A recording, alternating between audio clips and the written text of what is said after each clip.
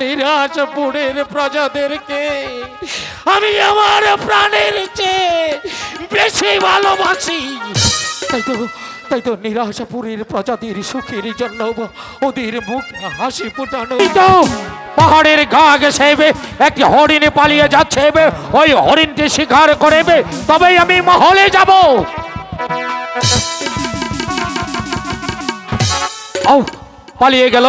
পালিয়ে গেল হরিণটি পালিয়ে গেল, তবে কি আমি শূন্য হাতে মহলে ফিরে যাব? না না না, শিকার আমাকে করতেই হবে। আমি উজির আলাকে কথা দিয়েছি আমি শিকার করব, বেগমকে কথা দিয়েছি আমি শিকার করব। ওই তো আর একটি হরিণ পালিয়ে যাচ্ছে, আমি ওই হরিণটি শিকার করব।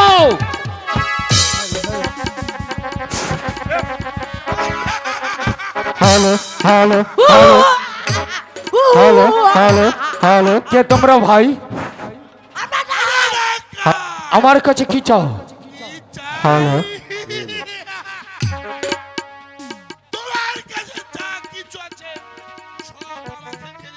ছি ভাই, কেন তোমরা এই অন্ধকার পথে পা বাড়িয়েছো? এই অন্ধকার পথ তোমরা ছেড়ে দাও। আমি তোমাদের কথা দিচ্ছি, তোমাদের প্রত্যেক ভাইকে আমি কর্ম দেবো, সৎ পথে রোজগার করে জীবিকা নির্বাহ করবে। ছেড়ে দিব।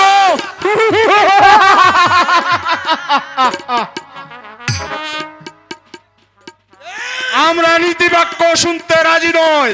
আমরা হয়েছি ডাকাত, ডাকাতি করাই আমাদের মূল উদ্দেশ্য। আমি যদি সবকিছু তোমাদেরকে না দেই তবে কি করবে? দিবে না, আমরা তোর কাছ থেকে ছিনিয়ে নিব। কে কোথায় আছো? আমাকে বাঁচাও, আমাকে ডাকাত আক্রমণ করেছে।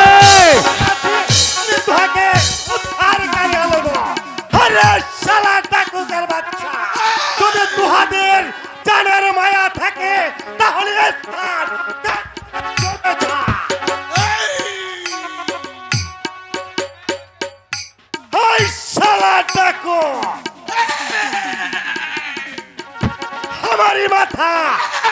हमारी माताएं थकते हर तुहादेर माता हर जमीने बराबरी करबे हमारे साथ में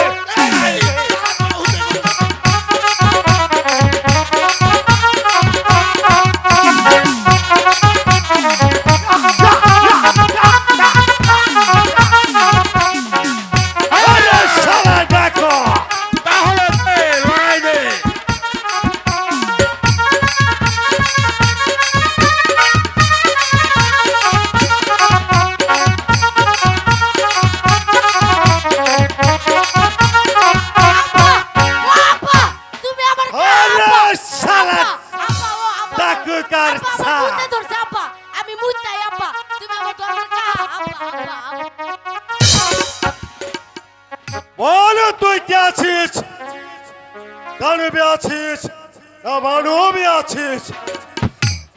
আমি মানুষ, আমি হয়েছি নিরাশপুরের বাদশা আলী আকবর। আরে তুই রাজহাত পে আছিস, আমি তোকে প্রণাম করি। আলে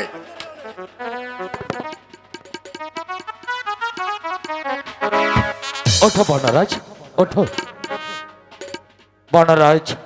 তোমার স্থান তো বাদশাহ আলী আকবরের পদতলে নয়, তোমার স্থান হচ্ছে বাদশাহ আলী আকবরের এই কালিজায়।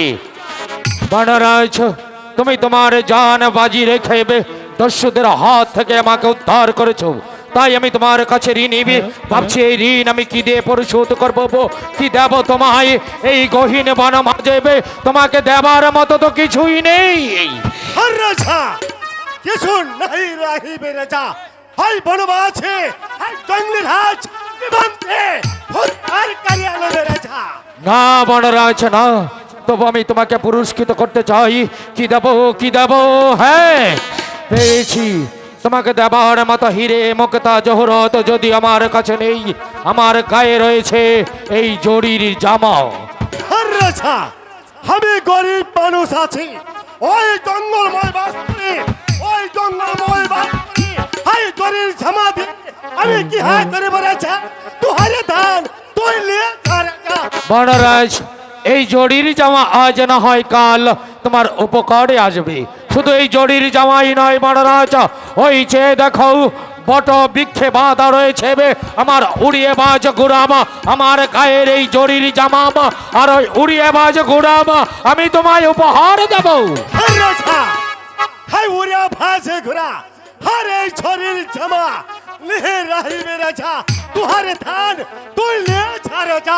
শোনা মহারাজ, তুমি যেহেতু মানুষের উপকার করো, আমার এই উড়িয়ে বাজ ঘোড়া দিয়ে 1 ঘন্টার পথ তুমি 5 মিনিটে যেতে পারবে, তাই বলছি সাদরে গ্রহণ করব আমার দেওয়াই পুরস্কার। হ্যাঁ রাজা, আমি তুহারে দান গ্রহণ করিলা।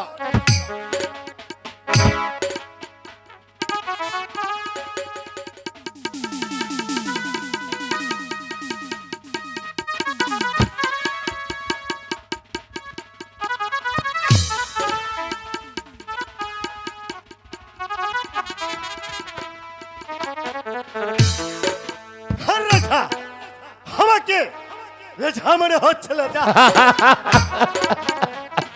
হয়নি বড়রাজ, আমি তোমাকে পড়িয়ে দিচ্ছি।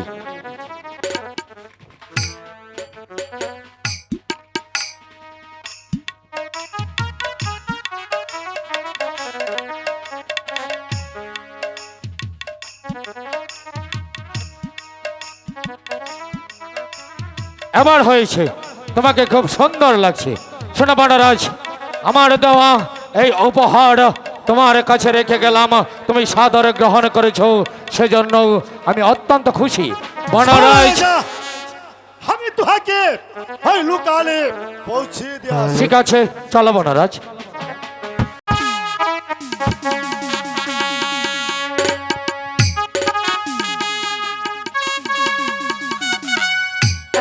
উজিরে আজম, বলুন জনাব। গহীন বনে হরিণী শিকার করতে গিয়ে আমি বড্ড বিপদে পড়েছিলাম। একদল দস্যু আমাকে আক্রমণ করবে, আমি তারও সুরে চিৎকার করতে থাকিবে। আমার চিৎকার শুষে উদ্র শ্বাসে ছুটে আসে এক বনরাজ, সে তার জান বাজি রেখে দস্যুদের হাত থেকে আমাকে উদ্ধার করেছে। শুক্রিয়া ওই উপরালা হ্যালো। আল্লাহ পাক রাব্বুল আলামিনের কাছে অশেষ শুক্রিয়া যে জঙ্গি রাজের উছিলায় আপনি শহীদ সালামতে আবার আমাদের মধ্যে ফিরে এসেছেন। কি উজিরি সাহেব, আমি মাত্র কয়েকদিন মহলের বাইরে ছিলাম, এর মাঝে আমার শাহী মহল এমন নোংরা হয়ে আছে কেন? রশিক মালিকই মহল ঝাড়ু দিতে আসেনি? না জনাব, রশিক মালি বেশ কিছুদিন ধরে মহলে আসছে না জনাব। কিন্তু কেন? বলতে যে আমি সাহস পাচ্ছি না জাহাপনা। উজিরি সাহেব, বলুন। এমন কি কথা যা বলতে আপনি সাহস পাচ্ছেন না?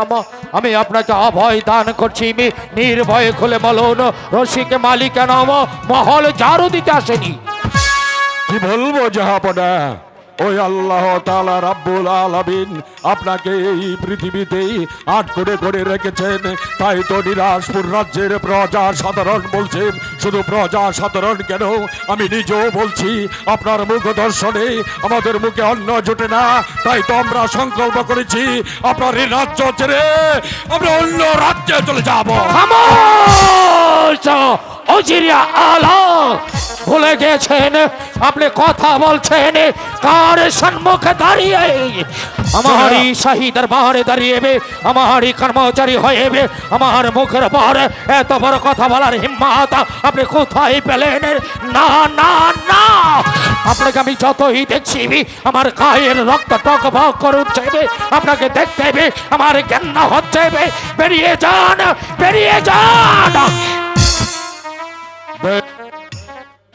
তবে তাই যাচ্ছি জাহাপনা, তাই যাচ্ছি, তবে যাবার বেলা শুধু এইটুকু বলে যাচ্ছি, আজ যেমনি ভাবে অপমান করে আপনি আমাকে প্রকাশ্য রাজ দরবার থেকে তাড়িয়ে দিয়েছেন, মনে রাখবেন এমন একদিন আসবে সেদিন আমার সম্মুখে দাঁড়িয়ে হাত জোড় করে চোখের পানিতে বুক ভাসালেও উজিরে আলা সেদিন আপনার দিকে ফিরেও তাকাবেন না।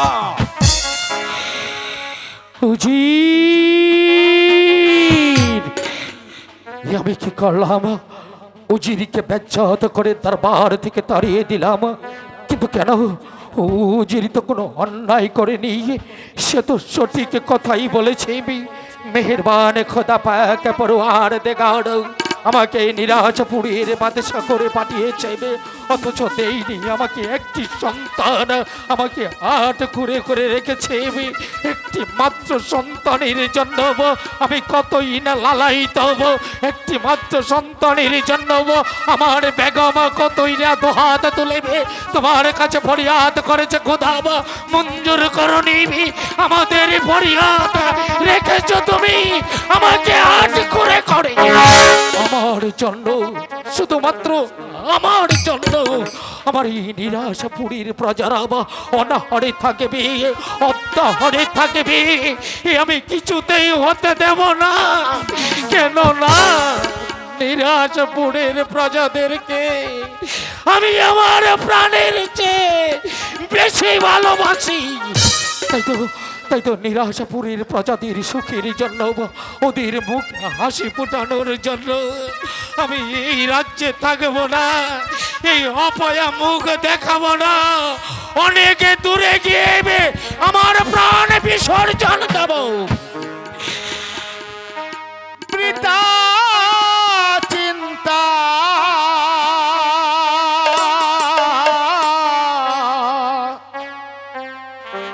করোনা রাজ,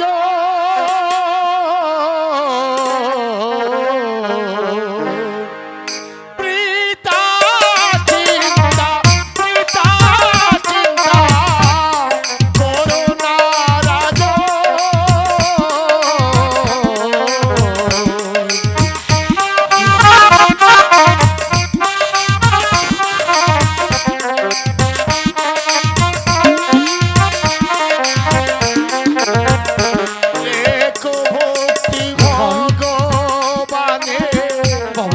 অশান্তির বেনা প্রাণে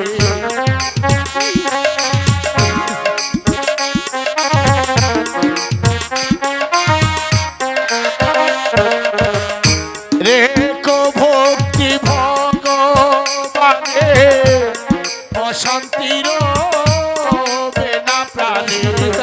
সার করো হে গুরুর চরণে,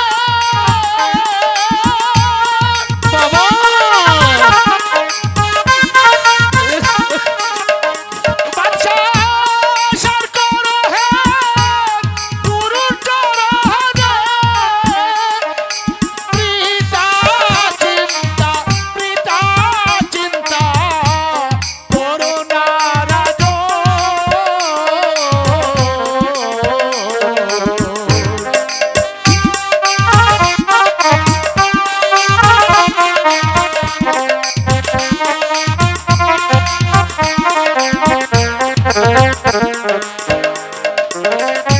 কর্ম ফলে এ সংসারে আসে দুঃখ বারে বারে।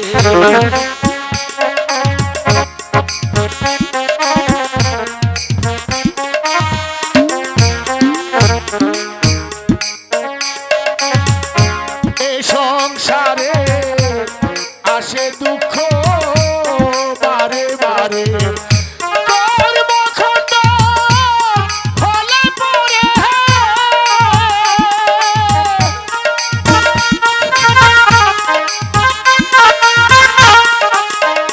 বাদশা, কর্মখণ্ড ফলে পড়ে তোমার ভব বন্ধন হবে মোচন। বাদশা ভব বন্ধন হবে মোচন। পিতা চিন্তা, পিতা চিন্তা করোনা রাজ। পিতা চিন্তা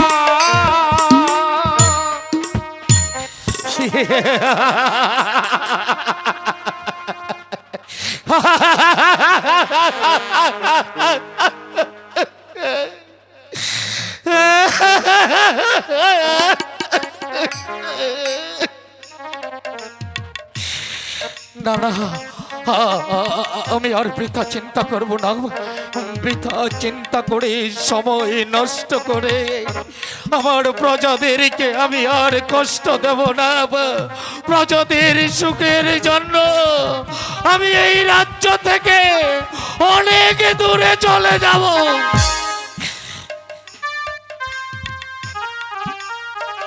আব্বা হুজুর, একদিন এই শাহী মসনদে আমাকে প্রতিষ্ঠিত করে বলে গিয়েছিলেন আমি যেন আপনার এই নিরাশপুরীর প্রজাতির সুখ দুঃখের সাথী হই। পারিনি আব্বা হুজুর, আমি পারিনি। আপনার দেওয়া এই দানের মূল্য আমি দিতে পারিনি। তাই তো আমার মতো এই অক্ষম অপায়ার শিরে এই শাহী তাজ শোভা পায় না। আপনার দেওয়া শাহী তাজ আপনারই মসনদে রেখে আমি এই রাজ্য থেকে অনেক অনেক দূরে চলে যাব। কি হঠাৎ করে আমার মাস্টারটা এমন ফটফট করে কেঁপে উঠলো কেন? আমার সারা মহল